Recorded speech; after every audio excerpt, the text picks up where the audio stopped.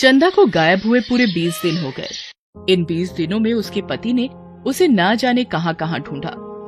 Police station में उसकी गुमशुदगी की रिपोर्ट भी लिखाई, लेकिन उसके हाथ निराशा ही लगी। चंदा और दिलीप की लव मैरिज हुई थी। दोनों एक दूसरे को बहुत प्यार करते थे, लेकिन चंदा के एकाएक इस तरह से गायब हो जाने से दिलीप की हालत पागलों की तरह हो गई। वो पूरा दिन पागलों की तरह उसकी तस्वीर को निहारता रहता।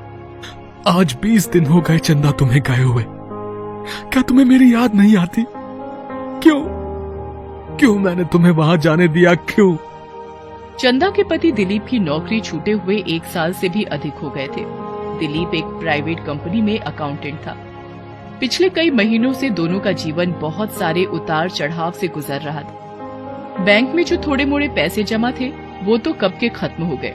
शादी में मिली सोने की बालियां, चांदी की पायल, सोने की पतली सी चेन भी बिक गई। चंदा मोहल्ले के 5-6 बच्चों को ट्यूशन पढ़ा लेती थी तो किसी तरह घर का गुजारा चलता। दिलीप ने नौकरी के लिए बहुत कोशिश की, लेकिन जहाँ भी वो जाता सभी मंदी की बात कहते और उसके हाथ निराशा लगती। आज भी वो एक कंपनी में इंटरव्यू के लिए गया हुआ था। देखो दिलीप, तुम्हारा बायोडेटा बहुत अच्छा है, लेकिन इस मंदी में ये एक ही काम आ सकता है। वो क्या सर? क्यों ना तुम इसमें मूंगफली डालकर बेचो। मैनेजर की बात सुनकर दिलीप को बहुत गुस्सा आया। उसका मन तो किया कि सामने टेबल पर रखे पेपर वेट को उठाकर उस बदतमीज मैनेजर का सिर फोड़ दे। बहरहाल शाम को वो थका मांदा घर लौटा। चंदा, अरे कहाँ हो तुम? एक गिलास पानी पिला दो, प्यास से गला सूखा जा रहा है। उसने चंदा को पूरे घर में ढूंढा, लेकिन वो नहीं मिली। ना जाने कहाँ गई है। दरवाजे पर ताला भी नहीं लगाया। इतनी शाम को तो वो कहीं नहीं जाती। कहाँ गई होगी? किससे पूछूं? कहीं बगल वाली विमला के यहाँ तो नहीं गई। वो ये सब सोच ही रहा था कि चंदा आ गई। अरे आप कब आए? मैं कब आया वो छोड़, पहले तो ये बता कि इस तरह दरवाजा खुला छोड़कर तुम कहाँ गई थी? दरवाजा खुला था। नहीं तो क्या मैं जादू से अंदर आ गया? अरे गुस्सा मत करो, आपके लिए एक खुशखबरी है। बहुत जल्दी ही आपकी नौकरी लग जाएगी। बस एक बार गरीबों वाले बाबा से मिल लूं। गरीबों वाला बाबा? तब चंदा ने बताया कि यहाँ से 40 किलोमीटर दूर जो जंगल है वहाँ पर एक बाबा का आश्रम है। बड़े ही पहुंचे हुए बाबा हैं। उनके यहाँ से कोई भी खाली हाथ नहीं लौटा है। नौकरी हो या संतान, या विदेश जाना हो या कोई व्यापार शुरू करना हो, बाबा के आशीर्वाद से सब मिलता है। दिलीप की समझ में नहीं आ रहा था कि चंदा ये सब क्या कह रही है। उसे इन सब चीजों पर बिल्कुल विश्वास नहीं था। क्या चंदा, तुम कब इन सब बातों पर विश्वास करने लगी? ये बाबा सब बेकार की बातें हैं। सब कुछ मेहनत से ही होता है। 1 साल से भी अधिक से मेहनत कर रहे हो ना, क्या फायदा मिला? देखो, मैं कल गौरी के साथ जा रही हूँ उनसे मिलने। गौरी के साथ? हाँ, उसी ने मुझे उस बाबा के बारे में बताया है। वो भी देखो ना, कितने दिनों से अपने पति की हेल्थ को लेकर परेशान है। चंदा की बात का दिलीप कोई भी जवाब नहीं दे पाया। अगले दिन चंदा गौरी के साथ चली गई। जब देर रात तक भी वो नहीं लौटी तब दिलीप का माथा ठनका। वो गौरी के यहाँ गया। गौरी भी अब तक वापस नहीं लौटी थी। उसे समझ नहीं आ रहा था कि वो क्या करे और क्या न करे। अगले दिन वो बाबा के आश्रम पहुंचा, लेकिन ना तो गौरी वहां थी और ना ही चंदा। बाबा बहुत ही प्यार से उससे मिले।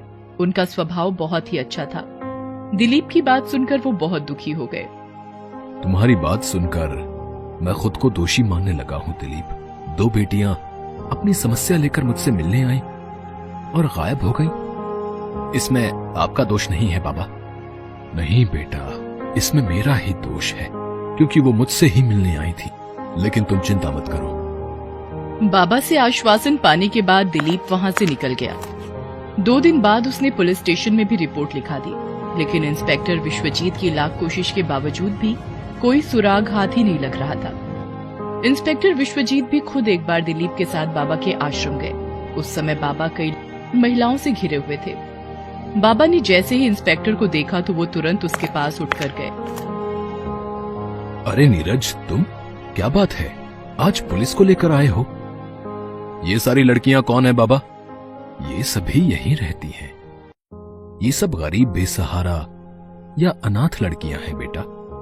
इनका मेरे अलावा कोई नहीं, ये यहीं रहकर पढ़ती हैं। हम भी इन्हें सिलाई कढ़ाई की ट्रेनिंग देते हैं या कुछ और काम सिखाते हैं ताकि इन बेचारियों का जीवन ठीक से चल सके। इन बच्चियों को देखकर मुझे बहुत दया आती है। बस मैं चाहता हूं कि ये सब खुश रहें। आप बहुत नेक काम कर रहे हैं बाबा। मैं कुछ नहीं कर रहा, करने वाला तो ऊपर बैठा है बेटा। इंस्पेक्टर विश्वजीत को वहाँ पर कुछ भी संदेहास्पद नहीं लगा। वो बाबा तो उसे किसी अवतार की तरह लगे। उनकी साधारण वेशभूषा और इतना सौम्य व्यवहार, साथ ही जो काम वो कर रहे थे वो काबिले तारीफ था। कुछ महीने और बीते। इस बीच बाबा के आश्रम से थोड़ी दूर पर जो नदी बहती थी, वहाँ 2 औरतों की लाश मिली, लेकिन वे लाश काफी सड़ी गली हालत में थी, तो उसकी पहचान नहीं हो सकती थी। पुलिस को लगा कि शायद ये चंदा और गौरी ही थी। उन्होंने खुदकुशी कर ली होगी, क्योंकि कहीं न कहीं वो बहुत परेशान थी। उन्होंने बाबा के आश्रम जाने को कहा तो था, लेकिन वो कभी उस आश्रम में गई ही नहीं। चंदा और गौरी का केस लगभग बंद ही हो गया था। इस बीच दिलीप ने एक जगह जॉब ज्वाइन कर ली थी।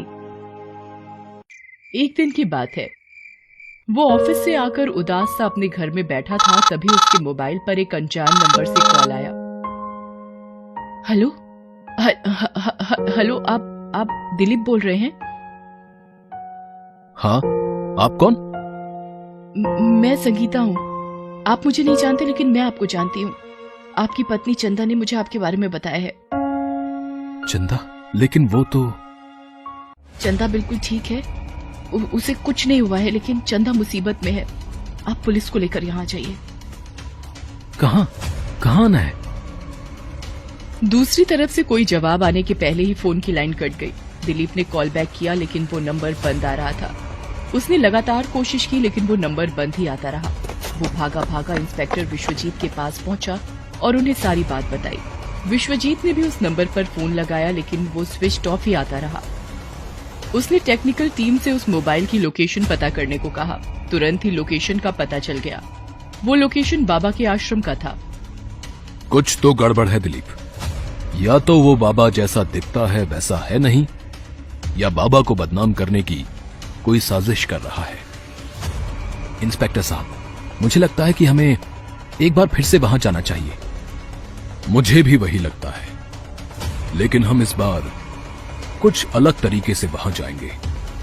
उसके बाद विश्वजीत और दिलीप लड़कियों के वेश में बाबा के आश्रम पहुंचे और उन्होंने वहां उनके शिष्यों को ये बताया कि वो बहुत गरीब हैं। उन्होंने बाबा के बारे में बहुत सुन रखा है।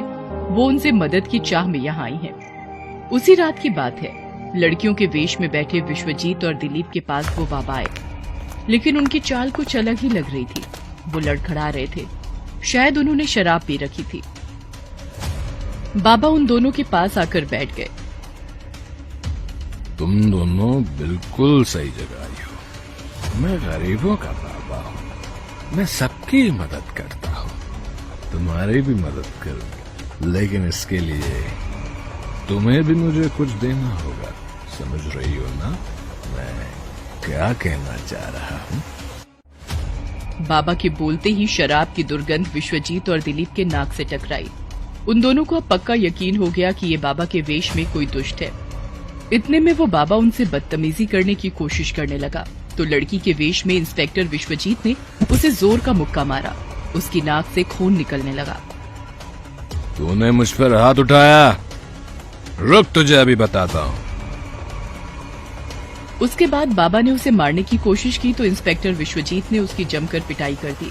गुस्से में बाबा ने अपने शिष्यों को आवाज लगाई, लेकिन उनके आने के पहले ही पुलिस के सायरन से सारा आश्रम गूंज उठा। पुलिस ने आश्रम में छापा मारा था। इंस्पेक्टर विश्वजीत और दिलीप ने अपना लड़कियों का गेटअप उतार दिया। बाबा, तुम्हारी पोल खुल चुकी है। अब जेल में मैं तेरी समाज सेवा निकालूंगा। मेरे ही कहने पर ये पुलिस फोर्स यहाँ पर आई है। बाबा और उसके शिष्यों ने वहाँ कई सारी लड़कियों को बंधक बना रखा था। उनके आश्रम के तहखाने में कई लड़कियां कैद थी। बाबा उनकी मदद के नाम पर उनसे बुरा व्यवहार करता और बाद में लड़कियों को बेच देता। अगर कोई लड़की वहां से भागने की कोशिश करती तो उसे मारकर पास वाली नदी में डाल दिया जाता। लोगों को लगता कि उन्होंने आत्महत्या कर ली है या डूबकर मर गई हैं। चंदा और गौरी भी वहां मिल गई। उन्हें भी कुछ दिनों बाद बेचने की तैयारी कर ली गई थी, लेकिन उनकी दोस्त संगीता को ये पता लग गया और वो वहां से भाग गई। भागने के पहले उसने आश्रम के रजिस्टर से दिलीप का नंबर निकाल लिया था और उसने ही दिलीप को फोन किया था। लेकिन बाबा वहां पहुंच गया और उसे भी मारकर नदी में डाल दिया था। मुझे माफ कर दो दिलीप, मुझसे गलती हो गई। मैंने तुम्हारी बात नहीं सुनी और इस ढोंगी के चक्कर में पड़ गई। तेरे बिना सब सूना हो गया था चंदा, सब। अब तू चल बस यहाँ से। चंदा और गौरी समेत सारी लड़कियों को छुड़ा लिया गया। बाबा और उसके सारे चेले जेल में चक्की पीस रहे हैं। लेकिन आज भी कोई ना कोई चंदा या गौरी इन बाबाओं के झांसे में आ जाती हैं, जो दुख की बात है। खुद पर विश्वास रखें, सब बदलेगा।